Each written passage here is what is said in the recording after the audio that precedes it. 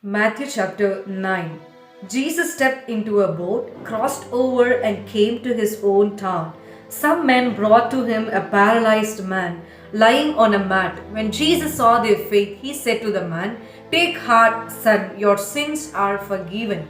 At this, some of the teachers of the law said to themselves, "This fellow is blaspheming." Knowing their thoughts, Jesus said, "Why do you entertain evil thoughts in your hearts? Which is easier, to say your sins are forgiven, or to say get up and walk? But I want you to know that the Son of Man has authority on the earth to forgive sins." So he said to the paralyzed man, "Get up, take your mat, and go home."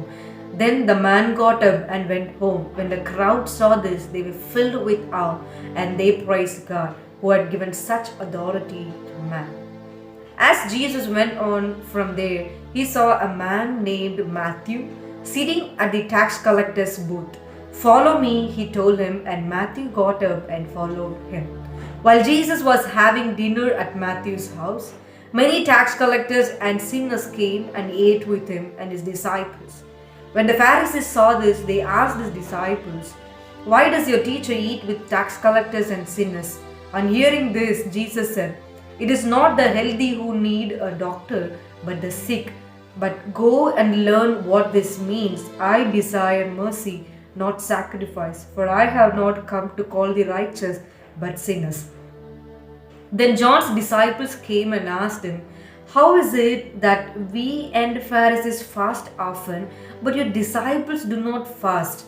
Jesus answered, "How can the guests of the bridegroom mourn while he is with them? The time will come when the bridegroom will be taken from them, then they will fast.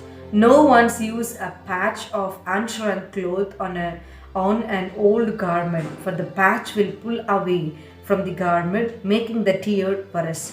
Neither do people pour new wine into old wineskins. If they do, the skins will burst, the wine will run out, and the wineskins will be ruined. No, they pour new wine into new wineskins, and both are preserved." While he was saying this, a synagogue leader came and knelt before him and said, "My daughter has just died, but come and put your hand on her, and she will live." Jesus got up and went with him, and so did his disciples.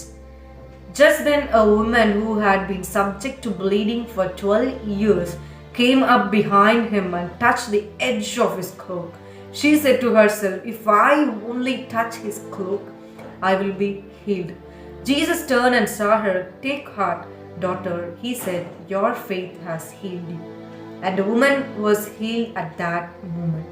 When Jesus entered the synagogue leader's house and saw the noisy crowd and people playing pipes, he said, "Go away, the girl is not dead, but asleep." But they laughed at him.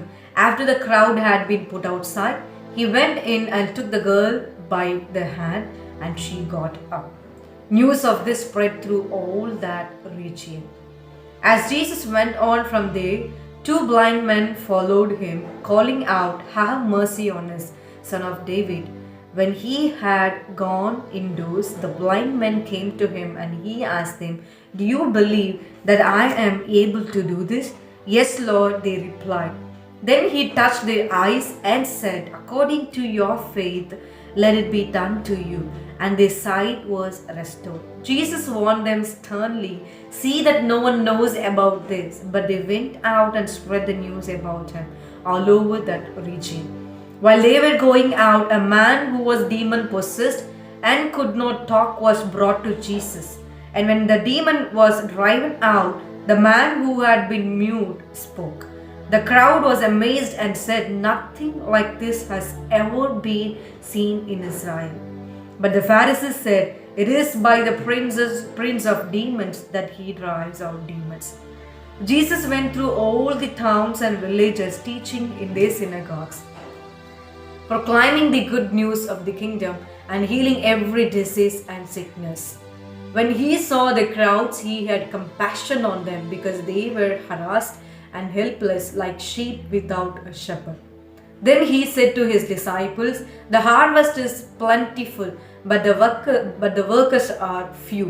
as the Lord of the harvest, therefore, to send out workers into his harvest field.